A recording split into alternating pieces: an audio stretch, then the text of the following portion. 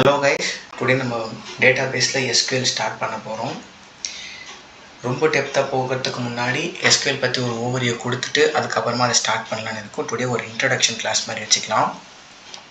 SQLன்றது வந்து ஒரு structured query language. இது எதுக்கு யூஸ் பண்ணுறாங்கன்னா ஒரு டேட்டாபேஸை ஹேண்டில் பண்ணுறதுக்கு யூஸ் பண்ணுறாங்க. டேட்டாபேஸ் அப்படின்னா என்னென்னா நீங்கள் ஒரு சாக்கு பை வச்சுருக்கீங்க, ஒரு கோணி பை வச்சுருக்கிறீங்க. அது உள்ள தக்காளி, வெங்காயம், பூண்டு எல்லாத்தையுமே சேர்த்து போட்டுட்டு ஒரு கோணி பையாக தூக்கிட்டு போகிறீங்க. அதுதான் ஒரு ரியல் வேர்ல்டு எக்ஸாம்பிளில் வந்து டேட்டா பேஸ்ன்னு சொல்கிறது. கன்சிடர் நீங்கள் ஒரு ஆதார் கார்டு கூட எடுத்துக்கோங்க. ஆதார் கார்டில் நீங்கள் phone number, email, photo, finger prints எல்லாமே ஸ்டோர் பண்ணி வச்சுக்கிறீங்க. ஆனால் நீங்கள் வெறும் ஆதார் கார்டை வச்சுருந்தா மற்ற எல்லாமே ஆக்சஸ் பண்ணிக்க முடியும்.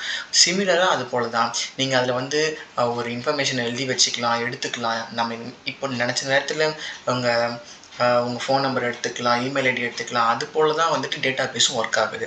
அது ஒரு கண்டெய்னர் மாதிரி. அதுக்குள்ளே நீங்கள் என்ன வேணாலும் இன்ஃபர்மேஷன் போட்டு வச்சுக்கலாம், எப்போ வேணாலும் எடுத்துக்கலாம், எப்போ வேணாலும் டெலீட் பண்ணிக்கலாம், எப்போ வேணாலும் புதுசாக சேர்த்துக்கலாம். இதுதான் வந்து ஒரு டேட்டா பேஸாக அப்படின்னு நம்ம சொல்கிறது. அதாவது ஒரு இன்ஃபர்மேஷனை ஸ்டோர் பண்ணுறதுக்காக யூஸ் பண்ணுறது தான் வந்து டேட்டா பேஸ் அப்படின்னு சொல்லுவோம்.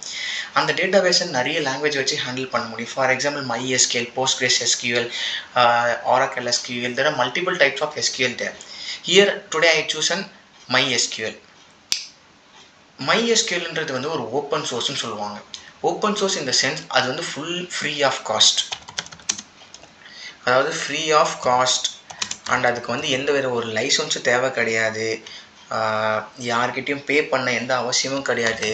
And it's very fast. அது மட்டும் இல்லாமல் இதை 1995 தான் வந்து ஃபஸ்ட்டு வந்து டெவலப் பண்ணாங்க. ஃபஸ்ட் ரிலீஸ் வந்து அன்றைக்கி தான் நடந்துச்சு. இது வந்து ஒரு ரிலேஷனல் டேட்டாபேஸ்ன்னு சொல்லுவாங்க. ரிலேஷனல் டேட்டாபேஸ் ஆனால் everything in a database in the form of the table.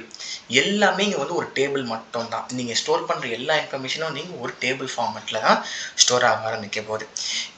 எனக்கு தெரிஞ்சு இதோட இந்த இன்ட்ரோடக்ஷன் போகுதுன்னு நினைக்கிறேன். Without any delay we can jump into the coding part.